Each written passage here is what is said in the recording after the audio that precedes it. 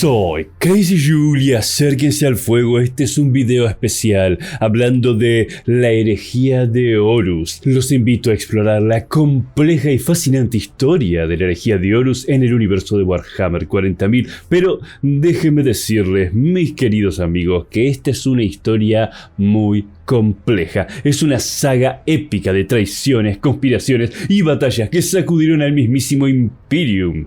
Ahora, sé que algunos de ustedes son nuevos en este universo y eso está perfectamente bien. Hoy estoy aquí para guiarlos y hacer que esta intrincada historia sea accesible para todos. Para facilitar nuestra narración y comprensión, contaremos con un personaje ficticio llamado Temerius. Él será nuestro hilo conductor a lo largo de esta historia, pero recordemos que nuestro enfoque principal está en la herejía de Horus y no en Temerius. Temerius es un valiente soldado de la Guardia Imperial que se convertirá en nuestro punto de vista en este vasto conflicto. Y quiero decir vasto y amplio conflicto. Su coraje y reconocimiento en el campo de batalla le han ganado el respeto de diversas facciones, pero hoy su papel será el de un testigo en los eventos que moldearon el destino del Imperium. Ahora, a través de los ojos de Temerius, exploraremos sucesos clave en la herejía de Horus, veremos qué es lo que él sabe y experimenta estando en Terra, pero también nos adentraremos en los misterios y eventos que escapan de su conocimiento, profundizando así en esta oscura y emocionante historia. Y aunque las afiladas palas duales de Temerius quieran sangre, primero hay que responder una pregunta. ¿Qué es en realidad la herejía de Horus? Mis amigos, es mucho más que una simple rebelión o una traición a gran escala. Es un conflicto que sacudió los cimientos del mismo Imperium y cambió de hecho el destino de la galaxia. Pero, ¿quién es este Horus del que tanto se habla? Susurros y leyendas lo envuelven, como un primarca caído que se alza contra su propio padre, el mismísimo emperador de la humanidad. Pero, antes de adentrarnos en su figura, debemos entender qué son exactamente los primarcas. Los primarcas, mis amigos, son seres legendarios, hijos genéticamente modificados del emperador, cada uno con habilidades y destinos únicos. Son como dioses en carne y hueso. Lideran las legiones de Space Marine y son pilares del Imperium. Pero ¿qué sabría Temerius, un guardia imperial afilando sus palas en la mitad de una barraca sobre todo esto? Prácticamente nada, en especial al inicio, cuando los primarcas fueron creados y luego perdidos, porque los primarcas fueron arrebatados por el caos y se perdieron en la disformidad, y todo esto está completamente fuera del alcance de Temerius y fuera del alcance de prácticamente cualquier individuo convencional de Terra. No fue hasta bastante después, durante las cruzadas de unificación, donde el emperador intentó unir al Imperium como uno solo bajo su ala, que los primarcas comenzaron a ser encontrados y empezaron a relucir. Y es ahí donde Temerius, gracias a sus contactos, y tenía muchos contactos, empieza a darse cuenta de que estos son grandes generales diseñados para liderar a la humanidad a una nueva época dorada. Y de hecho, Temerius creía eso, sin embargo, no estaba al tanto de los conflictos internos futuros que los deparaban a todos. Aunque los primarcas eran ampliamente venerados como héroes y líderes, existían conflictos y tensiones ocultas entre ellos y el emperador. Estos conflictos a su vez sembraron las semillas de la traición de Horus y la subsiguiente herejía. Pero, exactamente, ¿qué tipos de conflictos? ¿Que uno tal vez era más pelado que el otro o uno tenía el pene más grande que otro? No. Había diferencias en la visión y métodos. Cada primarca tenía una visión única sobre cómo debería ser gobernado el Imperium y cómo llevar a cabo la gran cruzada de unificación. Y estas visiones a menudo divergían con la visión del emperador, lo cual por supuesto generaba tensiones. Ahora, había ambición y poder. Algunos primarcas anhelaban más poder y reconocimiento del que el emperador les otorgaba. Esta ambición personal y el deseo de alcanzar la grandeza podían conducir a tensiones y rivalidades entre ellos. Habían ideales diferentes. A medida que los primarcas descubrían más sobre sus orígenes y más sobre su propósito, algunos de ellos comenzaban a cuestionar el camino elegido por el emperador. Podrían surgir discrepancias ideológicas y filosóficas, lo que llevaban a un distanciamiento entre los primarcas mismos y entre los primarcas y el emperador. Manipulación, corrupción, fuerzas siniestras como las fuerzas del caos podían influir en la mente y el corazón de los primarcas, explotando sus debilidades y alimentándose de sus dudas y resentimientos. Estas influencias corruptoras podrían socavar aún más la confianza y lealtad que tenían los primarcas hacia el Imperium. Como pueden ver, la semilla de la discordia y el caos estaba sembrada.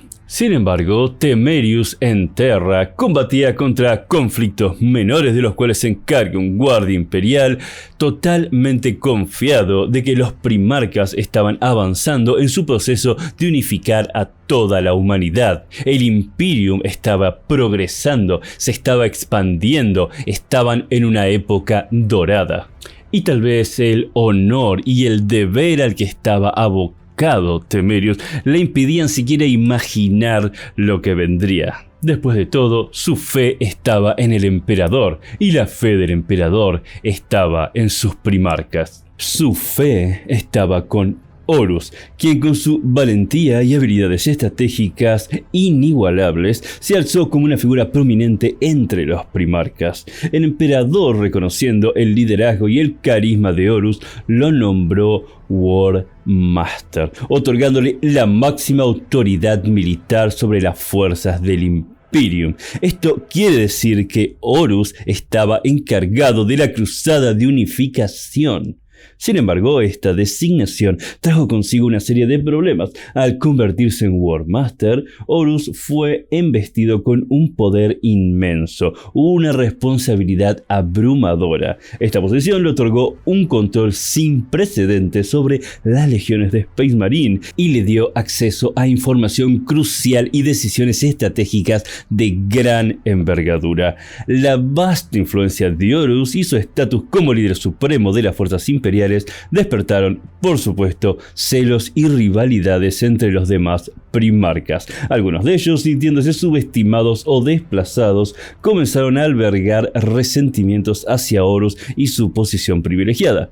Estos conflictos internos generaron tensiones y fisuras dentro del Imperium. Además, la tremenda carga que llevaba Horus como War Master, sumada a la influencia corruptora del caos, comenzó a socavar su juicio y lealtad al emperador. Su creciente ambición y sed de poder se entrelazaron con los planes insidiosos del caos, llevándole a un camino oscuro y destructivo. Y mientras tanto, Temerius plantaba florecitas con sus palas en el jardín de atrás de su casa sin tener ni la más perra idea de lo que estaba por venir. Y esto es importante, porque ni el emperador sabía que esto iba a venir. Estaba en su estudio, había vuelto a Terra, había vuelto a sus investigaciones y estaba encontrando una manera de acercarse a un proyecto antiguo que era el proyecto de la telaraña. Y básicamente, para decirlo de forma resumida, porque no es particularmente relevante para la herejía de Horus, la telaraña era un grupo de túneles creado antiguamente por los antiguos o los Aeldari que les permitiría moverse de un lugar a otro de forma instantánea sin necesidad de utilizar el Immaterium, sin necesidad de atravesar el caos. El emperador estaba dedicado a este proyecto y por eso le había dejado a Horus el mando de la cruzada de unificación.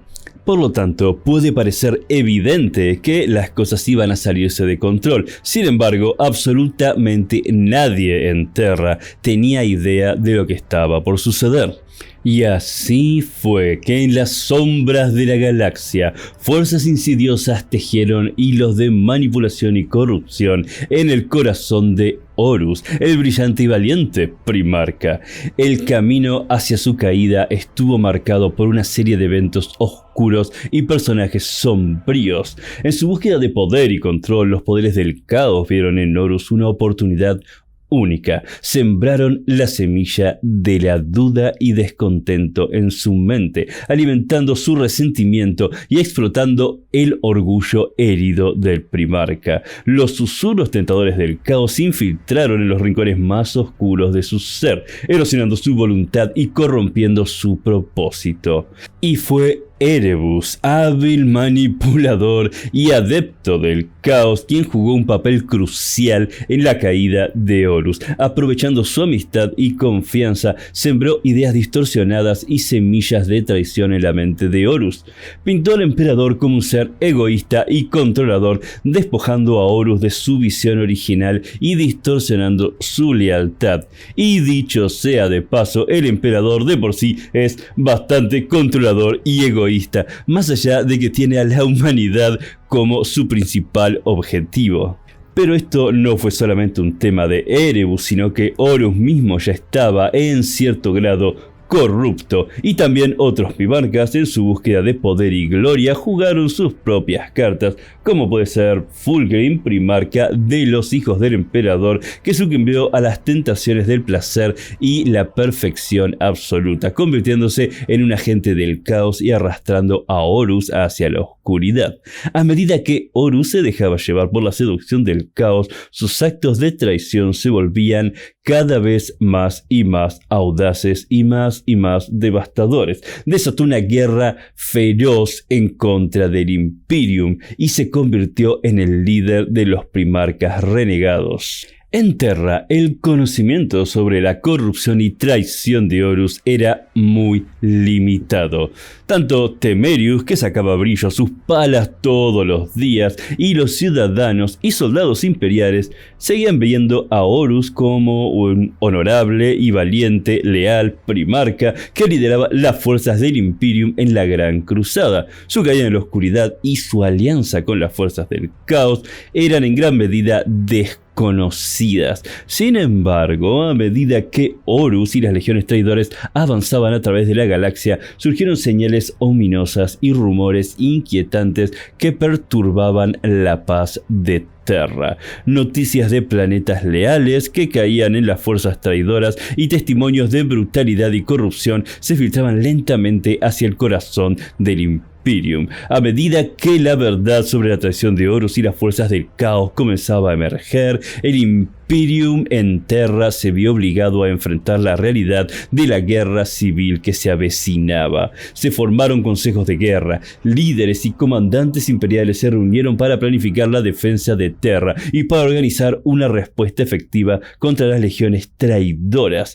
Las noticias del avance de Horus y sus esfuerzos llegaron a los oídos de los ciudadanos de Terra, llenándoles de preocupación y miedo. La incertidumbre y la confusión se apoderaron de la población y muchos se preguntaban cómo podría haber ocurrido tal traición en el propio seno de los primarcas. La respuesta ante la amenaza traidora se materializó en forma de la resistencia leal en Terra. Diversas facciones del Imperium, incluidas las fuerzas de la Guardia Imperial y el mismísimo Temerius, se preparaban para la guerra, así como también los custodes y la Inquisición, quienes unieron sus fuerzas para defender su hogar y enfrentar a las legiones traidoras de Horus. Estas fuerzas leales, lideradas por el mismísimo emperador y sus más fieles seguidores, se prepararon para el enfrentamiento final en los campos de batalla de Terra.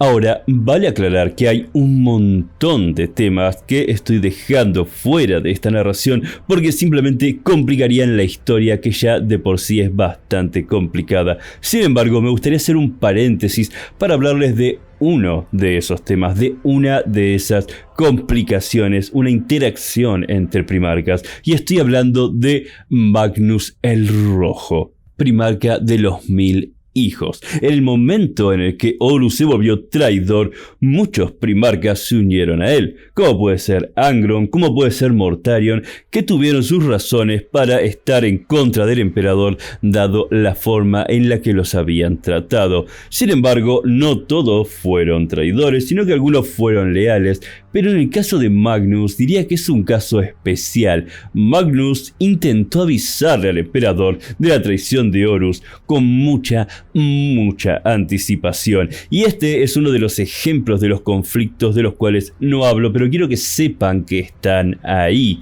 Magnus se manifestó con magia.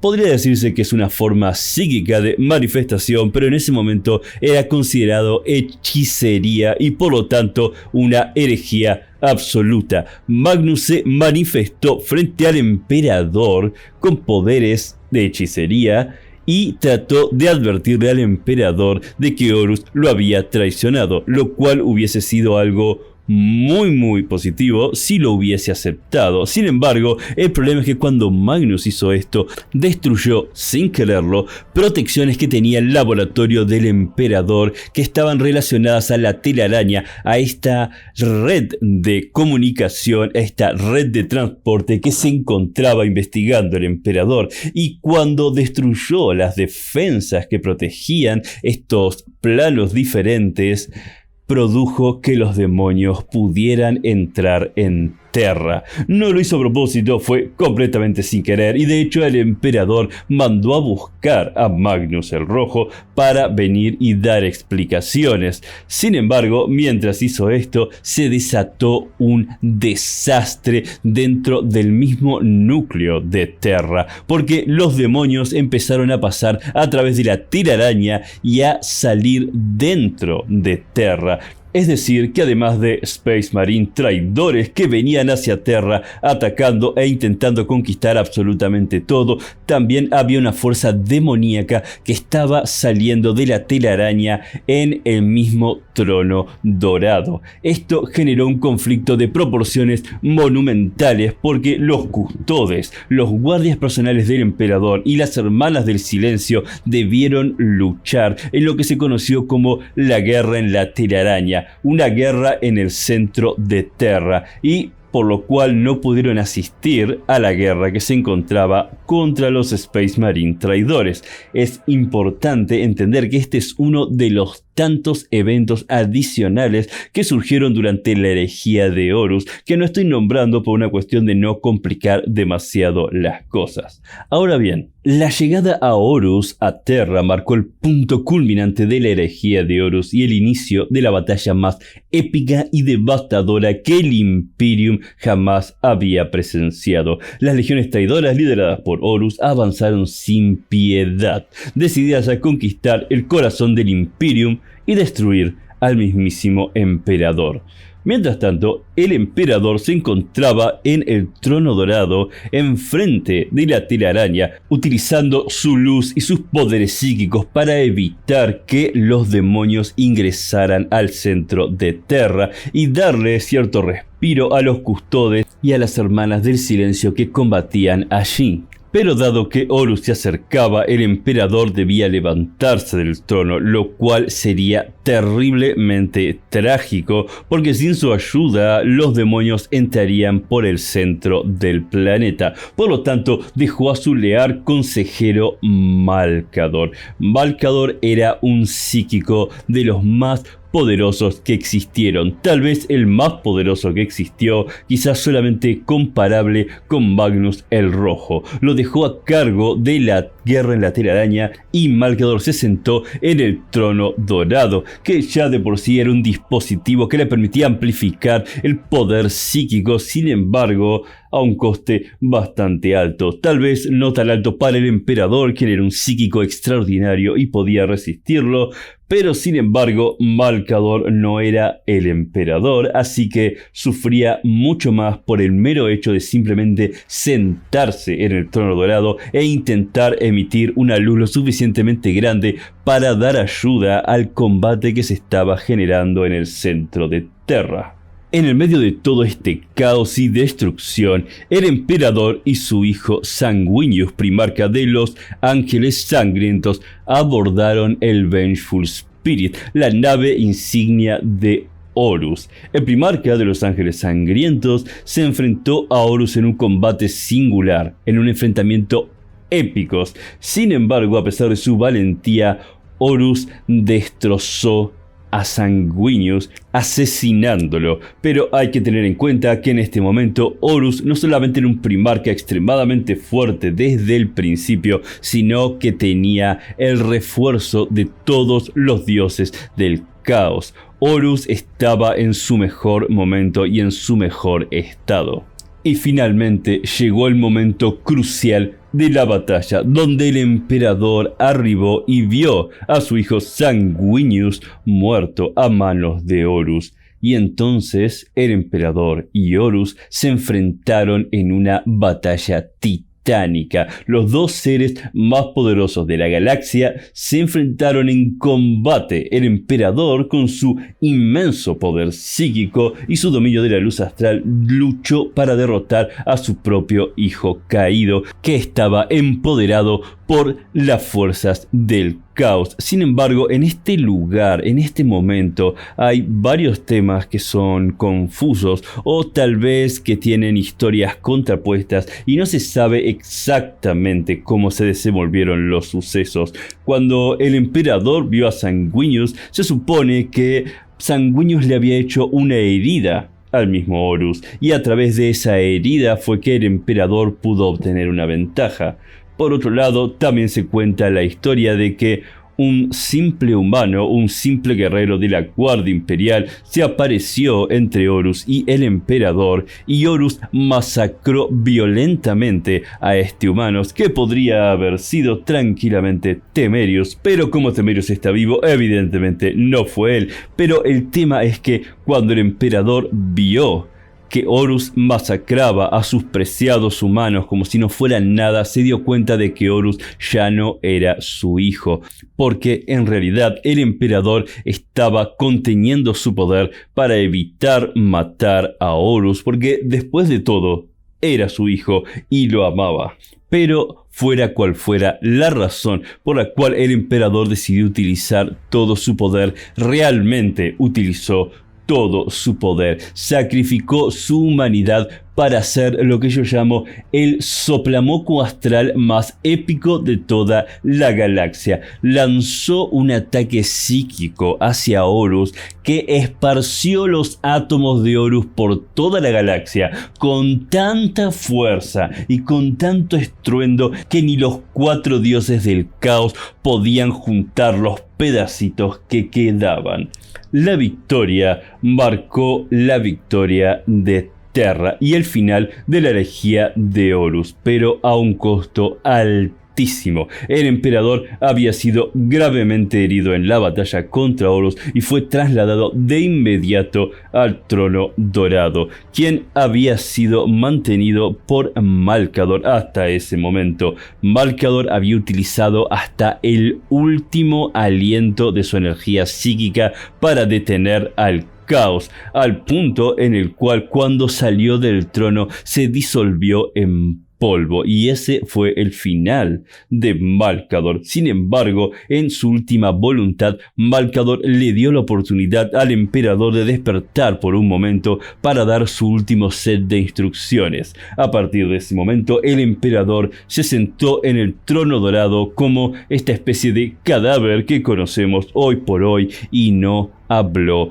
más. Simplemente manifestó su poder psíquico constantemente creciente mientras el trono dorado mantenía con vida lo poco que quedaba de él. Y actualmente el emperador es la luz de la humanidad, la luz que alimenta el poder del Astronomican, la luz de la fe que permite que las hermanas de batalla combatan día tras día y que los Space Marine sientan que hay alguien que está muy lejos, pero que sin embargo está guardando sus espaldas. El poder del emperador, el poder psíquico del emperador, se manifiesta en forma de luz hasta los confines de la galaxia. Y con la derrota de Horus y la consolidación de la victoria en Terra, las fuerzas imperiales restantes se embarcaron en una campaña para purgar a las legiones traidoras y restaurar el orden en la galaxia. Sin embargo, el imperio Imperium había sufrido heridas profundas y la herejía de Horus dejó cicatrices que nunca se borrarían por completo. La era de la Gran Cruzada había llegado a su fin y el Imperium se adentraba en una nueva era llena de desafíos y amenazas. Esto sucedió hace más de 10.000 años y el emperador aún se sienta en el trono dorado, como una figura enigmática y vigilante que todavía gobierna el Imperium. Tras la herejía de Horus, los primarcas se dispersaron. Algunos cayeron en las garras del caos y se convirtieron en demonios. Primarcas, príncipes, demonios, mientras que otros desaparecieron en la vastedad del universo. Su destino es desconocido. A medida que pasaron los siglos, la memoria de la herejía se desvaneció lentamente entre los hombres, convirtiéndose en un relato olvidado y borroso en el trasfondo de la historia del Imperium. Sin embargo, el legado de la herejía aún se hace sentir en el presente. Las cicatrices de la traición y la corrupción perduran en el Imperium y en las almas de aquellos que recuerdan los horrores de aquel tiempo. Temerius, con su experiencia en la Guardia Imperial y su conocimiento de los eventos pasados, y por supuesto su capacidad para no morir en miles de años, ha sido testigo de los cambios y las transformaciones que han ocurrido en el Imperium a lo largo de los milenios. A medida que el tiempo avanza, el Imperium se enfrenta a nuevas amenazas y desafíos. Los conflictos internos y externos ponen a prueba su resiliencia, mientras que los enemigos del caos y otras fuerzas oscuras acechan en las sombras. La historia de la herejía de Horus sirve como recordatorio de la fragilidad del Imperium y la constante lucha por su supervivencia. En resumen, la herejía de Horus fue un acontecimiento trascendente que tuvo lugar hace 10.000 años. Aunque sus detalles se han desvanecido en la memoria colectiva de la humanidad, su impacto se siente en los días presentes. Temerius, con su perspectiva única y su conocimiento, a pesar de todo limitado, ha sido testigo de los cambios que han sacudido al Imperium desde entonces. La historia continúa y el Imperium de la humanidad persiste, luchando contra las sombras del pasado mientras se enfrenta a un futuro incierto. Y ahí lo tienen, damas y caballeros. Este es Crazy Jul haciendo su primer video con un guión, pues jamás he usado guión anteriormente, así que me gustaría mucho saber de todos ustedes, que me dejen en los comentarios qué opinan de este video guionado, porque es la primera vez que me esfuerzo en hacer un guión y realmente cuesta muchísimo y me lleva demasiado tiempo, por lo cual pienso que no vale la pena, porque en el tiempo que hago uno de estos videos puedo hacer 10 videos no guionados. Pero déjenme en los comentarios qué les pareció, si les gustó, si no les gustó, y cualquier tipo de crítica que tengan será absolutamente bienvenida. Voy a pasar a dejarles la lista de reproducción del lore aquí a la derecha y a la izquierda el último video que saqué. Y voy a tratar de incitarlos a todos a que se unan a nuestro nuevo Discord conjunto, en el cual estamos Macrage Project, la biblioteca de Tizca, Crazy Jul, por supuesto yo, el Rincón de Marco y Snotgul por ahora. Les voy a dejar el link como primera línea en la descripción. Y de momento, damas y caballeros, paso a retirarme. Hardar Kangor.